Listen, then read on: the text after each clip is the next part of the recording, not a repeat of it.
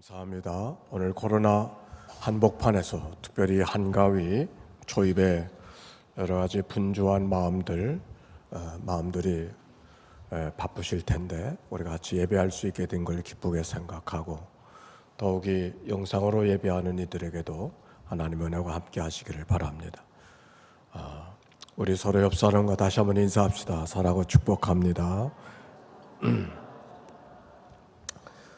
지난 2주간 동안 우리가 읽었던 하나님의 말씀은 예레미야서입니다. 여러분 예레미야서를 읽고 어떤 마음이 들었습니까? 혹시 말씀을 읽을 때 우리의 마음이 뜨거워지는 그런 경험은 없었습니까? 저 자신도 이번에 예레미야를 읽고 묵상하면서 이전에 알지 못했던 주석서를 통해서는 찾아볼 수 없는 또 다른 묵상의 느낌만 한 또 다른 예레미야를 만나는 그런 느낌을 감추고 싶지 않습니다. 오늘 그 은혜를 여러분과 함께 나누려고 합니다. 예레미야서 9장 1절의 말씀 같이 한번 읽겠습니다. 시작. 어찌하면 내 머리는 물이 되고 내 눈은 눈물 근원이 되고 죽임을 당한 딸 내 백성을 위하여 주야로 울리로다. 예레미야는 한 별명이 있죠. 눈물의 선지자라. 아마 그를 눈물의 선지자라고 이름을 붙일 수 있는 근거가 되는 말씀이 오늘 읽어진 말씀입니다. 오랫동안 40여 년 동안 예언자의 삶의 여정 속에 아마도 그의 삶의 여정은 하루도 눈물로 지새운 날이 없을 정도로 그렇게 늘 힘든 여정을 걸어갔음을 우리가 짐작하게 합니다. 그가 왜 힘들어 했는가? 여기 성경의 말씀 9장 6절에 보니까 이런 말씀이 있어요.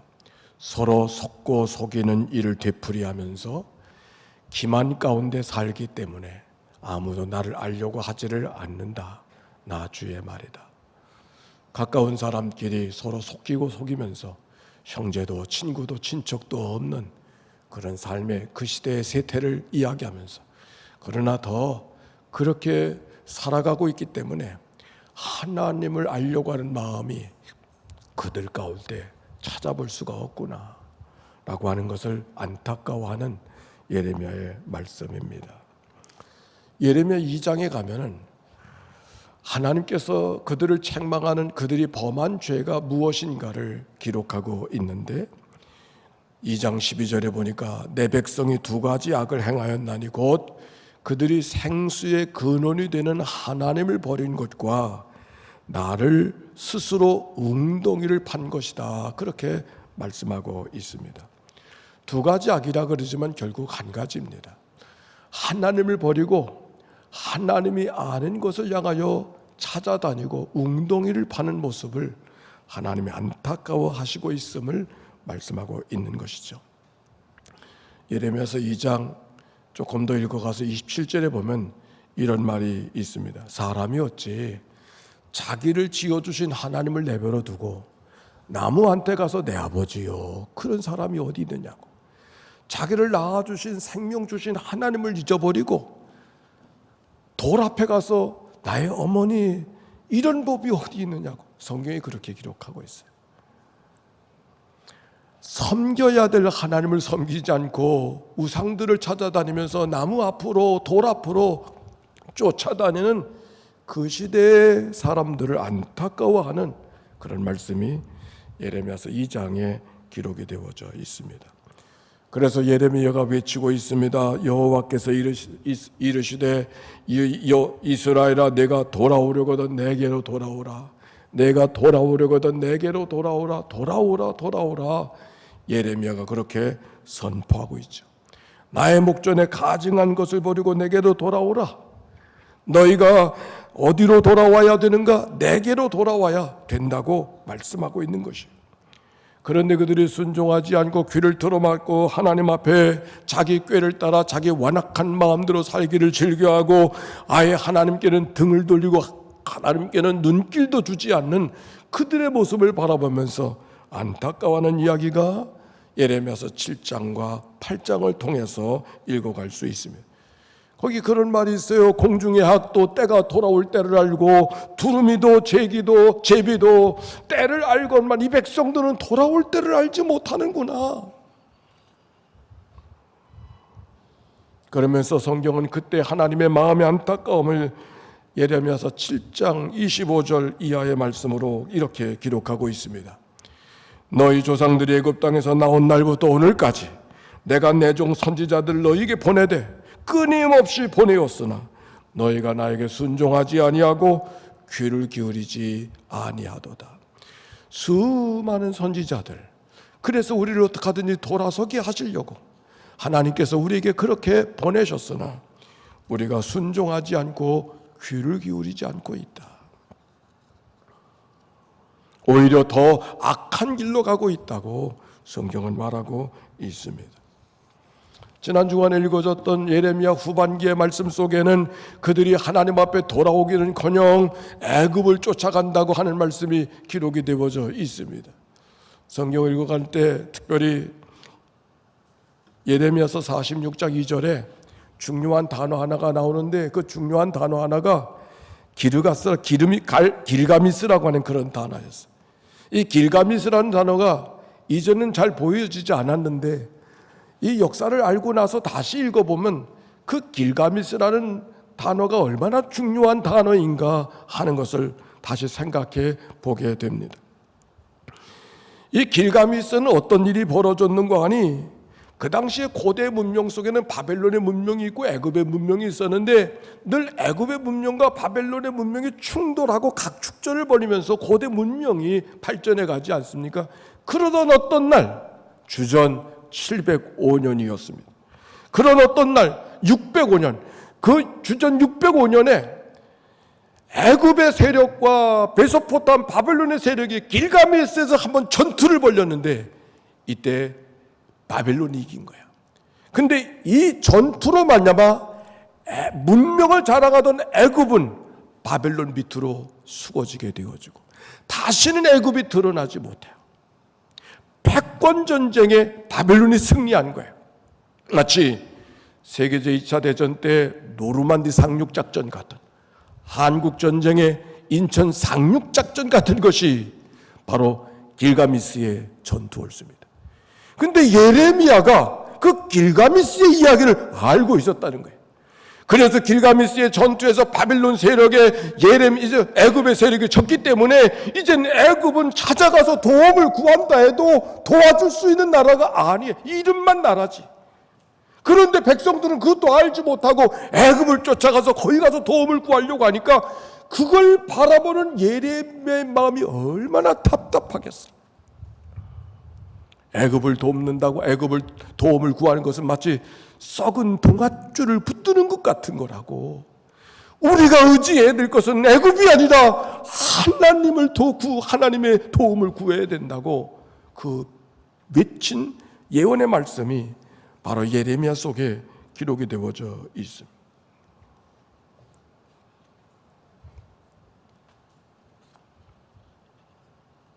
그리고 다시 성경을 읽어보니까 오늘 9장 1절의 말씀 공동 번역으로 다시 읽어보게 되어졌습니다.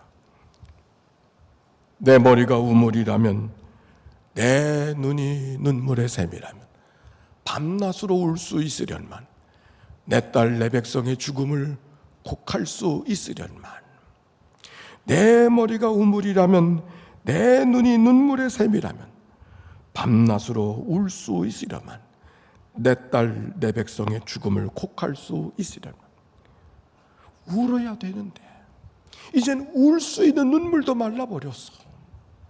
그 안타까운 마음을 지금 예레미야가 표현하고 있는 거예요.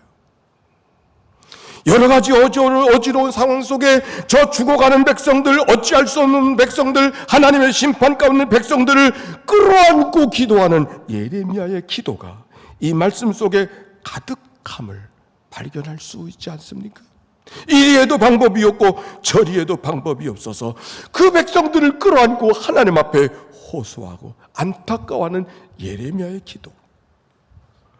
마치 하나님의 성전 앞에 하나님을 찾아왔으나 할 말이 없어서 가슴을 치며 통곡하던 세리의 기도가 오늘 예레미야의 마음속에, 예레미야의 기도 속에 발견하게 되는 것이 웬일입니까? 그런데 그 후 예레미야서 9장 이후에 예레미야의 메시지가 서서히 변하는 것을 발견하게 되어졌습니다. 하나님께서는 이 땅의 죄악을 해결해 주시기 위해서 바벨론을 통해 하나님의 심판을 허락해 주셨다고 하는, 지금 우리가 사는 세상은 바벨론의 재앙을 만날 수밖에 없는, 바벨론 심판을 받을 수밖에 없는, 그래서 하나님께서 이 민족을 다스리기 위해서 바벨론을 도구로 삼으셨다고 하는 예레미야의 메시지인 것이에요. 비록 우리는 바벨론의 어려움을 당하고 고난을 받고 있지만 이거는 우리가 자초한 것이고, 하나님은 그 바벨론을 통해서 우리를 바꿔주기를 기다리고 계시다. 예레미야서 25장 9절에 보니까 이런 말씀이 기록이 되어져 있어요. 보라, 내가 북쪽 모든 종족과 내 종 바벨론의 왕 느부갓네살을 불러다가 내 종 바벨론의 왕 느부갓네살을 불러다가, 이방 나라의 왕이라 그러지 않고 하나님께서 당신의 종이라고, 느부갓네살이 당신의 종이라고 그렇게 말씀하고 있습니다. 우리가 지금 어려움을 당하고 있지만 그러므로 이 심판은, 이 재앙은 받아들일 수밖에 없는 것이라고. 왜 이와 같은 일이 벌어졌느냐고 묻지 말고 어떻게 해서, 왜 하나님께서 이렇게 우리에게 이 사건을 허락하시는가를 물어야 된다고. 지난주일의 말씀 동일한 얘기. 지난 주간의 말씀 예레미야서 23장의 말씀을 통해서 하나님의 재난 심판을 선고하는 그 말씀을, 엄중한 말씀을 부담스러운 말씀으로 듣지 말고 부담이 되는 말씀을 주신 이유가, 사건의 이유가 어디 있는가를 알아들어야 된다고 하는 말씀을 나는 지난 주일이었습니다. 예레미야가 선포했습니다. 70년 만에 돌아오게 될 것이라고. 그러나 70년 만에 돌아오게 될 것이라고. 지금은 포로의 생활을 살고 있지만 70년 만에 돌아오게 될 것이라고. 왜 70년일까? 어디에도 찾아볼 수 없었지만 사람의 연수가 70이요 강건하면 80이라고 했는데, 그 70년은 인간이 인간으로 할 수 있는 모든 노력이 끝나는 순간, 내가 해보겠다는 생각이 모두 끝나는 시간, 바로 그때 하나님이 하나님의 방법으로 이 민족을 일으켜 주시고 이 민족을 회복시켜 주실 거라는 하나님의 약속이 예레미야의 메시지 속에 담겨 있는 것이죠. 뿐만 아니라 그 백성들을 향하여서 하나님이 누군가를 가르쳐주고 있는 것이 예레미야의 메시지서 예언의 말씀이었습니다. 예레미야서 50장 2절의 말씀, 오늘 읽어진 말씀입니다. 같이 한번 읽어봅시다. 시작. 너희는 나라들 가운데 전파하라, 공포하라, 깃발을 세우라, 숨김이 없이 공포하여 이르라. 바벨론이 함락되고 벨이 수치를 당하며 무로닥이 부스러지며 그 신상들이 수치를 당하며 우상들은 부스러진다 하라. 여기 낯선 글들이 나오지요. 벨이라고 하는 말, 무로닥이라고 하는 말. 여기 벨이라고 하는 말이 무슨 말인가? 바벨론의 신, 주신이 벨이에요. 그래서 성경적으로 말하면 바알과 같은 어원을 갖고 있는 최고의 신이라는 그런 의미였습니다. 또 다른 낯선 단어가 나와요. 무로닥이라고 하는 말. 무로닥이 부스러지며, 이 무로닥이 어떤 말인가? 바벨론의 문명사회 가운데 신들 중에 신, 우리가 역사 쪽에서 배울 때는 마둑이라고 하는 신을 말하는 거예요. 마둑은 신들 중에 신이에요. 최고의 신, 바벨론의 최고의 영광, 우리들의 말로 표현하면 지엄한 신. 그런데 그 바벨론의 최고의 신이 누구? 여호와 하나님이 거꾸로 될 거라고. 여호와 하나님이 바벨론의 마둑을 부스러뜨릴 것이라고 하는 이 말씀. 바벨론이 세력을 이겼을 때 바벨론은 신들의 영광을 취하면서 신들에게 모든 영광을 돌리고 있었을 텐데, 그들의 포로가 된 이스라엘 백성들이 오히려 그들의 하나님이 바벨론 정복자의 신을 다스리시고 부스러뜨실 것이라고 하는 이 말씀. 바벨론 땅을 향한 예언, 목숨을 내건 예언이 예레미야를 통하여서 증거되고 있었습니다. 어떻게 이 어려운 말씀, 이 쉽지 않은 말씀이 예레미야를 통하여서 증거될 수 있었을까? 오늘 우리는 예레미야 예언 속에 함께 만나는 귀한 말씀 한마디를 대하게 됩니다. 예레미야서 31장 31절입니다. 같이 읽읍시다. 시작. 보라, 날이 이르리니 내가 이스라엘 집에 유다 집에 새 언약을 맺으리라. 보라, 날이 이르리니 내가 이스라엘 집과 유다 집에 새 언약을 맺으리라. 이스라엘 백성들과 하나님은 언약의 관계 속에 있었던 것을 우리가 알고 있습니다. 내가 너희들이 하나님이 되고 너희들은 내 백성이 될 것이라. 레위기서 26장 12절에 보니까 나는 너희 중에 행하여 너희 하나님이 되고 너희는 내 백성이 될 것이라. 그래서 노예로 살던 그들을 자유민으로 살게 하시면서 이제는 너희들의 왕의 보호, 하나님의 보호 속에 살게 하시는 삶으로 약속해 주신 이 하나님의 언약, 그리고 규례와 율례들을 주시면서 이 말씀을 지켜 행하면 너희들이 언약이 주는 복을 얻게 될 것이라고 하신 약속이 하나님의 말씀이었습니다. 그런데 그들의 삶이 어떻게 되어졌는가요? 하나님이 언약 주신 말씀대로 살아갔나요? 그렇지 못한 것이죠. 언약을 깨트린 백성들, 이래서 바벨론에게 멸망을 당할 수밖에 없는, 바벨론의 심판을 받을 수밖에 없는 그 백성들, 그런데 그들을 향하여서 하나님께서 새로운 언약을 맺어주시겠다고 약속하고 있는 거예요. 이 약속이 어떤 약속인가? 예레미야서 31장 33절의 말씀을 함께 보십시다. 시작. 그러나 그날 후에 내가 이스라엘 집과 맺은 언약은 이러하니 곧 내가 나의 법을 그들의 속에 두며 그들의 마음에 기록하여 나는 그들이 하나님이 되고 그들은 내 백성이 될 것이라. 나의 법을, 하나님이 나의 법을 그들의 마음에 두고 그들 속에 두시겠다고 하는 이 하나님의 말씀. 언약이 없던 백성이 아니었지만 이전의 언약은 조건적이었어요. 율례와 법들을 지켜야만 언약의 복을 얻을 수 있었지만 이제는 그들을 향해 주시는 말씀, 내 법을 너희 속에, 너희 마음에 두시겠다고 하는 말씀. 마음 속에 두신 하나님의 법. 예레미야서 39장 39절은 이렇게 반복합니다. 내가 그들에게 복을 주기 위하여 그들을 떠나지 아니하리라는 영원한 언약을 그들에게 세우고 나를 경외함을 그들의 마음에 두어 나를 떠나지 않게 하고. 빨간 글씨를 한번 읽어볼까요? 시작. 나를 경외함을 그들의 마음에 두어 나를 떠나지 않게 하고.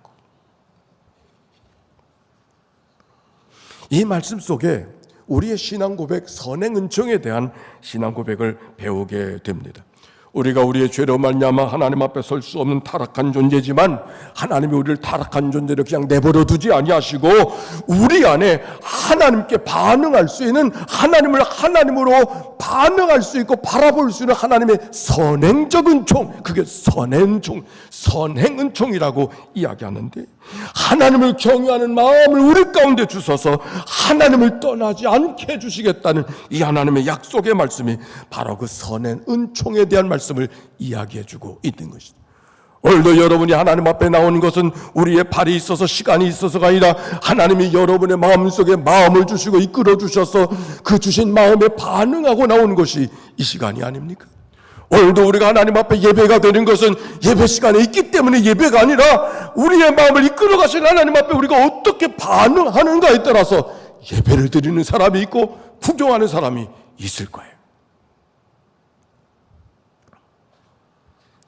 갈급한 사슴이 시냇물을 사모하는 것 같이, 목마른 사슴이 시냇물을 사모하는 것 같이, 오늘도 목마름을 가지고 하나님 앞에 나오게 될 때 나올 수 있도록 우리의 마음을 이끌어 주신 하나님, 그래서 말씀이 말씀되게 하시고 하나님의 가르침이 교훈이 되게 하시고 생명되게 하시는 그런 하나님의 은혜. 여러분, 지난 주간에 제가 대했던 책은 토조라는 사람이 쓴 가시라고 하는 두툼한 책이었습니다. 거기 이런 글이 있었어요. 우리가 오래 예수를 믿는다고 하면서 하나님을 살아계신 하나님, 오늘도 나와 함께 하신 하나님, 뭔가 하나님과 먼 거리로 느껴지고 하나님과 가까이 살아가는 그런 삶을 느끼지 못하는 이유가 어디에 있는가를 이야기하고 있었습니다. 여러분 어떻습니까? 하나님이 늘 내 안에 계시고 오늘도 하나님과 늘 동행하고 하나님이 내 삶을 붙들어 주시는 그런 은혜가 있습니까?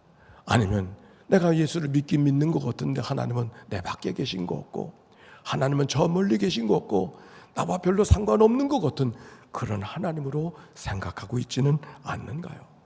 그 토저라는 사람이 이런 얘기를 했어요. 우리가 믿는다고 하는 것을 잘못 가르쳐서 그런 것이 아니냐, 우리가 믿는다고 하면 교리를 인정하고 무슨 성경 말씀에 동의하는 것으로, 그러면 믿는 사람이 다 된 것으로 이야기하지만 교리를 동의하고 교리적 선언을 그것을 인정하고 긍정하는 것으로 믿음이 생겨나는 게 아니라는 거예요.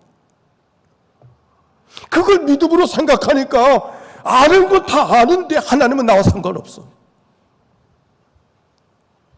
그러면서 그가 중요한 얘기했어요. 우리가 하나님과 늘 믿으면서도 하나님과 거리감을 넣는 것은 하나님에 대해서 잘 모르고 교리를 모르기 때문이 아니라 우리의 성품과 하나님의 성품이 너무 다르기 때문에 그런 것이다. 우리의 성품이 하나님의 성품을 닮아내질 못하니까 하나님은 늘 멀리 계신 분이야. 결이 달라. 우리가 생각하는 방법과 하나님이 생각하시는 방법이 다르니까 하나님은 우리가 별이 만날 수 있는 결이 없는 거지. 귀한 뜻이 있구나. 그러면서 이런 얘기를 했어요. 우리가 하나님 앞에 애통하고 회개해야 되는 것은 내가 어저께 무슨 죄를 지었는가 이거를 회개해야 되는 것이 아니라 내가 왜 주님을 닮아내지 못할까, 왜 주님의 성품을 닮아내지 못한 것을 애통해 하고 그거를 안타깝게 여기면서 하나님 앞에 기도할 수 있어야 그게 진정한 회개요. 그가 진정한 애통한 모습. 그래서 애통하는 자가 위로를 받을 것이라고 하신 말씀입니다. 귀한 가르침으로 다가왔어요. 그리고 오늘 성경을 봤어요. 오늘 9장 1절의 말씀을 다시 표준 번역으로 읽어보겠습니다. 같이 읽읍시다. 시작. 살해된 나의 백성, 나의 딸을 생각하면서 내가 낮이나 밤이나 울 수 있도록 누가 내 머리를 물로 채워주고 나의 두 눈을 눈물샘이 되게 하여 주면 좋으련만. 이미 그 백성들은 살해가 됐어. 딸처럼 생각하는 백성은 살해가 됐어. 그러나 해줄 수 있는 게 아무것도 없어. 이미 죽은 백성들, 살해당한 딸을 보고 안타까워하는 그 예레미야의 연민의 마음이 이 말씀 속에 담겨져 있는 것을 부인할 수 없어요. 그런데 차라리 내가 내 눈물에 그는 눈물샘이 되었으면, 차라리 내가 눈물샘이 되어졌으면 좋겠다는 예레미야의 안타까운 그의 기도 속에 백성들을 향한 하나님의 마음을 다 담아내지 못하는 예레미야의 안타까움을 읽어갈 수 있음이 웬일입니까?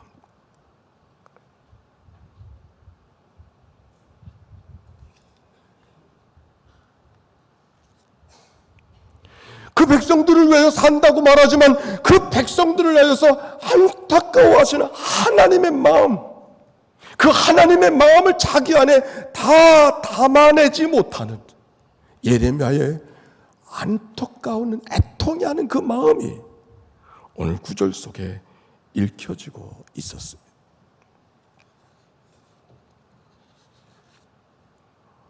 예레미야서 5장 1절에 보니까 혹시 너희들 가운데 진리를 구하는 그 한 사람을 찾으면 성읍을 구원하리라 하였는데, 더욱이 그 하나님의 찾으시는 그 한 사람이 되지 못한 그 안타까움, 우리가 예레미야를 통해 읽어가면서 예레미야의 복수기도 보셨죠?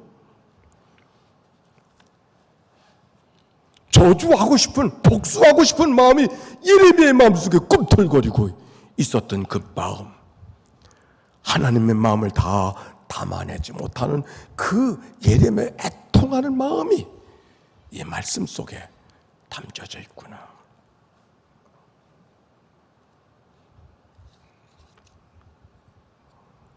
그래도 감사한 것은 우리가 할 수 있는 일이 아무것도 없다고 여겨졌을 때 우리에게 새 언약을 약속해 주시고 그 언약의 십자가를 지어주신 그리스도를 기억할 수 있었기 때문입니다. 우리가 아직 죄인이었을 때 그리스도께서 우리를 위하여 죽으심으로 하나님께서 우리에게 대한 자기의 사랑을 확정해 주셨느니라. 기대할 만한 것이 아무것도 없는 그 자리 속에 우리에게 새로운 언약을 약속해 주시고 그 언약의 한 사람이 되어주신 그리스도를 오늘 예레미야의 기도 속에서 발견할 수 있었음이 얼마나 다행스러운지. 한희철이라고 하는 목사님 한 분이 계시는데 동화를 통해서 복음을 이야기하는 그런 분이 옳습니다. 그의 동화 속에 소리새라고 하는 동화가 있습니다. 새들이 모여 사는 마을 새터에 어느 날 이상한 소문이 번졌습니다. 큰 폭풍이 찾아와서 새터에 모두가 새터가 무너지고 모든 새들이 도망갈 거라고 하는 소문이었었습니다. 이제 비바람이 쏟아지기 시작하자 많은 새들이 새터를 떠나가기 시작했습니다.